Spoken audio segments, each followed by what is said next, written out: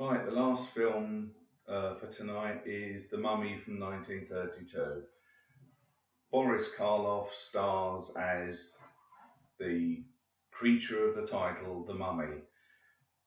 It's one of those films that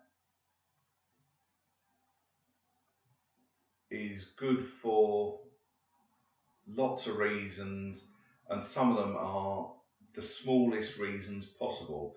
Like the makeup that was used when you first see the mummy, the Karloff as the mummy, is only on screen for 10 seconds, but the detail in that makeup is fantastic. It's worth watching it just for that.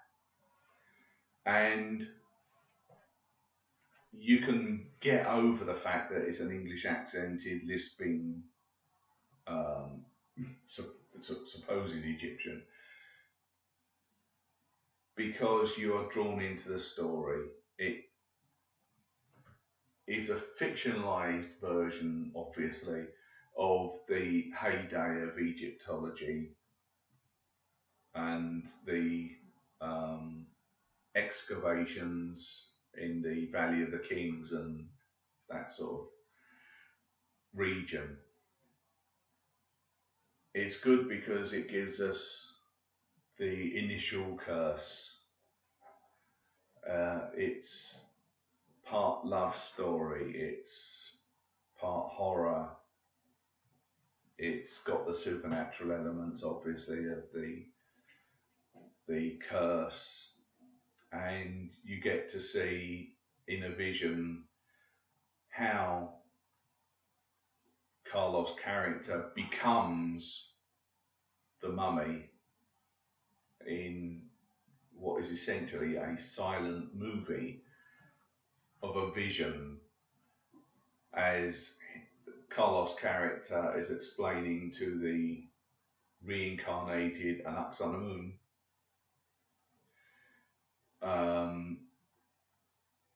about their relationship. It's not a massive love story. I mean, you know there is a sort of love there, but let's face it, Karloff is an older gentleman, shall we say, and the reincarnated Anaxanamun is very young, very beautiful. Who wouldn't fall in love with her? So not all of the performances are brilliant, but then no film can say that every performance is brilliant. There are some really good sets within the budgetary constraints. Don't get this. No matter how big a budget it was then, there were always going to be problems of making, you know, the much lavish sets that you get in later films, because either the money wasn't there or the expertise to create it hadn't got to that level yet. But it is a really good film. It's fairly short, which means if you don't like it, you're not hanging around for too long before it's over and you can go, oh yeah, it was all right, or thank God for that. That's 70 minutes of my life I'm not going to get back. But I urge you to look at it as a historical document, as all films should be, especially like the earlier film that we saw, Nosferatu. You should view films from that era in a context of other films from that era.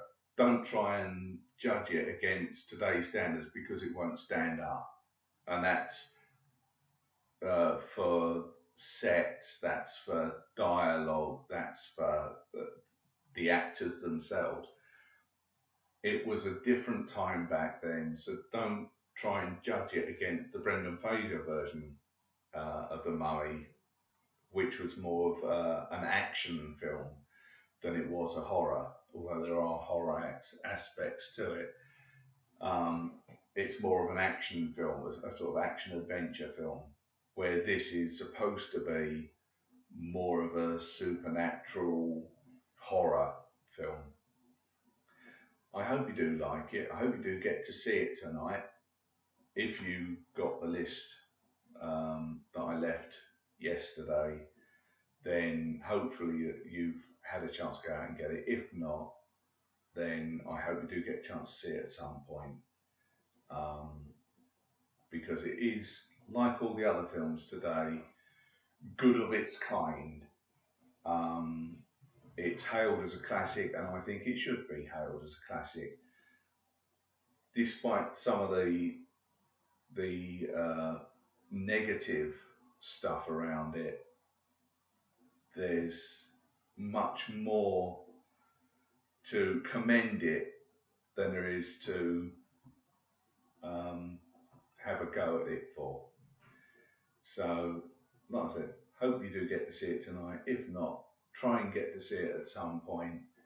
And I will be back tomorrow with the next 6 films. So, see you tomorrow.